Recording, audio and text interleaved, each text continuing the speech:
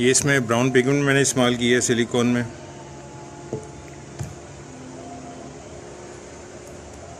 और थोड़ा सा इसमें ये मट्टी का तेल डालकर इसे थोड़ा पतला करूँगा।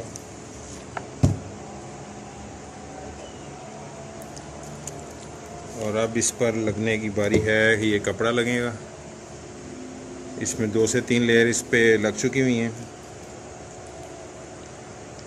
पिगमेंट मैं खुद ही इस्तेमाल करता हूँ ज़्यादातर कि मुझे लेयर्स का अंदाज़ा हो जाए, क्योंकि अगर ट्रांसपेरेंट होगी तो फिर पता नहीं चलता कि आप कितने ऐसा खाली रह गया और कितने इससे भी लग गई सिलिकॉन या कोई भी मटेरियल आपका। जब कलर हमारा इशू नहीं है तो फिर कलर मिक्स करने में भी कोई मसला भी नहीं होना चाहिए।